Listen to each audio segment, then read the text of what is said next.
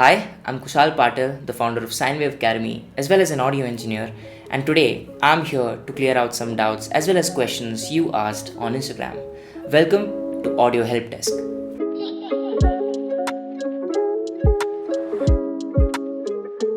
So the first question is, what is sound? Sound is basically the vibrations that travel through a medium. It can be air, water, and even solids. Now, how your brain perceives it, that is sound. So the next question is, how can you improve the acoustics of a recording space? This is a really good question. A lot of people get confused between soundproofing and acoustic treatment. Now, acoustic treatment is something that you can do without soundproofing your room. So the sound can come in and go out of your room. Basically, we have something called as acoustic panels, which are made up of foam and rock wool. You have to place it all around your room and the ceilings also. And you can have a carpet on your floor and you're done. The question is, what is mastering and how does it differ from mixing? Really good question. The basics, if you are good with it, you would understand this question right off the bat. Mixing is basically mixing all the different tracks like instruments, vocals, drums into one. And mastering is taking that one track and shaping it however you like. The next question is easiest way to master audio. Now, if you're done with your mix, what you can do is you can export the whole track into a new file, and you can start with three things. First, EQing the whole track as one, right? If your track is dull or bright, you can normalize it.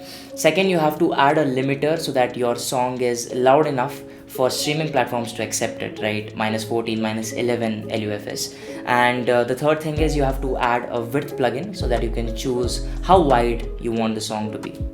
The next question is, what is dynamic range and is it related to low end? Because it sounds like it. Now, dynamic range is basically the difference between the loudest part and the softest part in your audio, right?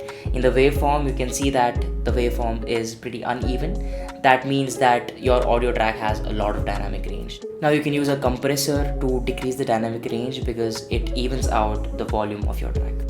This question can be put to both music as well as documentaries and movies. This question is, what is the role of reverb in a mix and how do you choose the right reverb for a recording? Now let's move away from music for a bit and just talk about reverb. Reverb is basically adding an emulated space to your voice or instrument. Now let's go to a documentary. You're shooting in a parking lot, but you have to dub the audio in a studio. What's the first step you're going to do after recording? You're going to add an ambience, and that ambience is going to be the reverb. That reverb is going to put in the effect of a parking lot, and that is exactly what a reverb does. Add space and ambience to your sound. What are some common microphone types used in audio engineering and how they differ from each other? We usually have two types of microphones. One is condenser and one is dynamic. Condenser microphones are pretty sensitive, so we use it in studios to record vocals and instruments. And dynamic microphones are not that sensitive. They need a lot of sound pressure, so they are used in recording pretty heavy instruments such as drums, right? So we use it on snares and kicks, and even we use them on stages as they are built pretty rigid, so you can basically throw it away and it will still work. I have a video of a Shure microphone which is ran over by a truck and it still works. What are some common EQ parameters? I am aware of low cut only. Alright, so low cut is basically removing the low end rumble, right? Below 150 to 200 Hz, we don't want that in a mix. We remove that using a low cut. Now, what are some other common EQ parameters? You can say we have bell frequency, right? We scoop, sweep, and then we subtract frequencies where we don't need a lot of resonance. Suppose you are having a lot of resonance at 1 kHz, we use subtractive or surgical EQ. Then we have shelf EQs for boosting your highs where you need a lot of shimmers. There are a ton of different EQ settings and parameters. It's hard to explain it in a small video. We'll have an entire video on EQ. What is harmonics? Now, harmonics or overtones are basically the tones which are playing or accompanying your fundamental frequency. Now, if you have a MIDI keyboard and you're playing an instrument, suppose you're playing a piano and you're playing the note C3, that is at 130 Hz, and that's the fundamental frequency of C3. Now there are additional overtones playing along with that C3 note, along with 130, that is 260 and 390 and the multiples of 130 going on in an EQ. If you want to notice this, pull up an EQ and play the instrument so that you can see these overtones. Are studio monitors better than headphones? I can't tell you if studio monitors are better than headphones because I use both of them. Studio monitors are used basically in larger studios where there is a lot of space and a lot of people are there to listen to the mix. Hence you need a studio monitor. I personally use studio monitors to listen to the overall mix, and I use headphones to specifically listen to a specific instrument if it's hitting right. So if my vocals are clashing with the drums or such minute things, you need headphones for that. Headphones are also used for recording. You don't need any bleeding sort of things in your mix.